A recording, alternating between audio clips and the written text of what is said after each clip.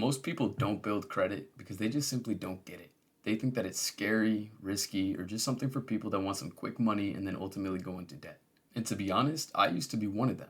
But here's the truth, your credit score is essentially your adult GPA or your financial reputation. Now, credit isn't something that you need to obsess over, but if your credit score sucks, then everything in life will get harder. Renting an apartment, to getting a car, to getting approved on very basic things. In this video, I'm going to give you the exact steps that I used to build my credit score from 0 to over 790 by the age of 19, without falling into a debt trap, without playing it risky, and without using one of those watered down secured cards that they tend to push onto beginners. This is real life, this is the stuff that they should have taught you in schools. I'm going to be showing you the exact steps that I took the second that I turned 18. You're watching Bankrupt, where we make financial independence simple, doable, and unfiltered. Now, let's lock in. To start, let's talk about why you actually need to care. Alright, let me ask you something. When's the last time that somebody explained what a credit score actually does for you? Because when most people hear the words credit card, they instantly start thinking about spending money that they don't have. But that is not what this is about. What this is about? Leverage, freedom, and options. I'm going to be honest with you, life is extremely expensive. And the quicker you start learning how to use your financial tools, the sooner you'll stop getting played by the system. Here are some things that a good credit score unlocks. Being able to rent a nice apartment without a cosigner. The ability to finance a car without insane interest. Approval for business funding or side hustle scaling. Lower security rates, less security deposits. Emerging access to capital. And eventually, access to home ownership or real estate investing, even if you don't have tens of thousands of dollars to play with. The crazy part, it's not even hard to do, but it is extremely easy to screw up if you don't know what you're doing.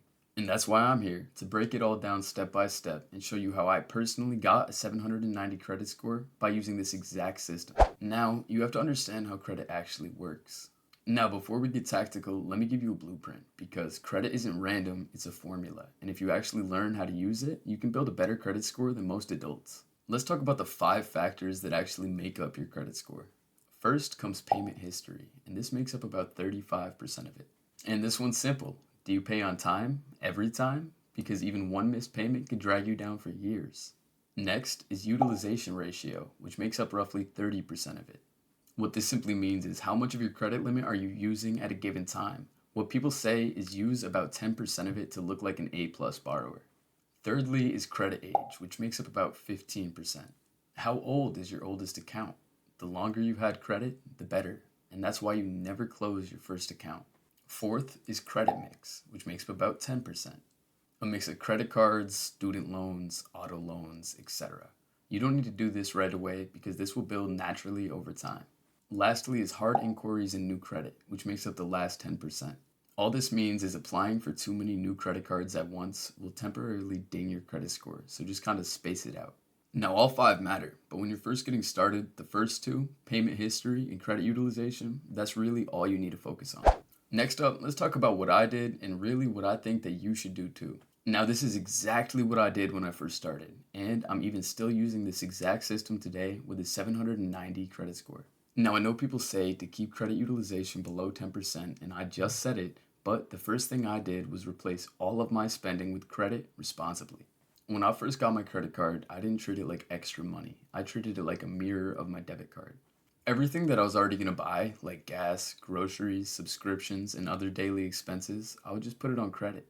Then I'd just pay the entire balance off in full by the due date.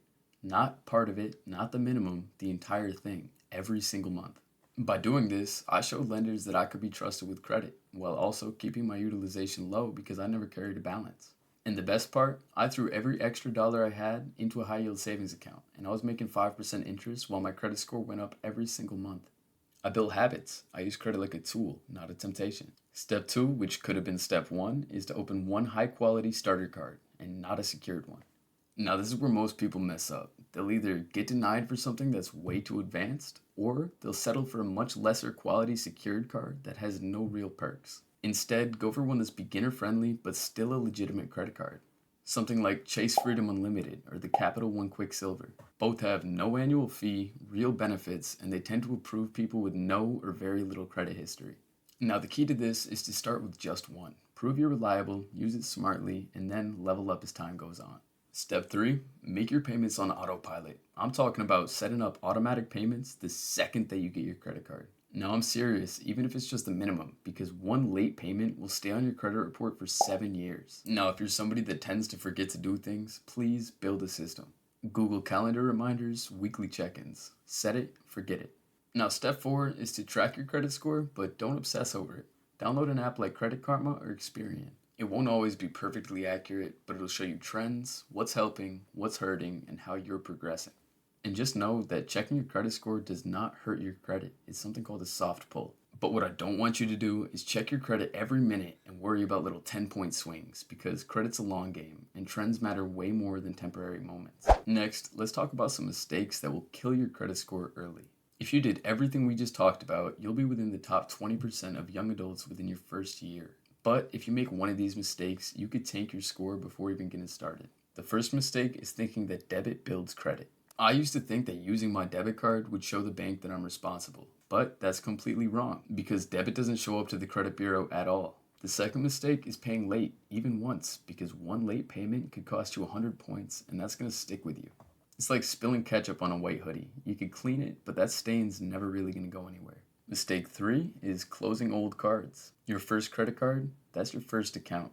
And if you ever stop using it, keep it active because the longer your credit history, the better. Step 4 is applying for too many new credit cards too fast because every time you apply for a new credit card, that's a hard inquiry. And if you stock too many in a short window, lenders are going to start to think that you're desperate. Next, let's talk about what happens when you hit 700 plus. Because once you do, everything starts to feel different. You apply for things, you get approved instantly. You walk into a dealership, they don't treat you like you're broke. You start getting things in the mail that actually benefit you, like cash back, 0% interest, travel rewards. It's not magic, it's just what happens when you stop being a risk and start to be an asset. I've used my credit to finance cars, build myself business opportunities, and have a little backup in case life gets hard. And again, I don't carry any debt, any balances, and I don't live on credit. I just use it smartly and make it work for me. If you're watching this and you're under 25, you have an advantage, and I'm telling you right now that this is your edge. Start now while it's easy and you don't have any debt or any bad habits that you have to unlearn.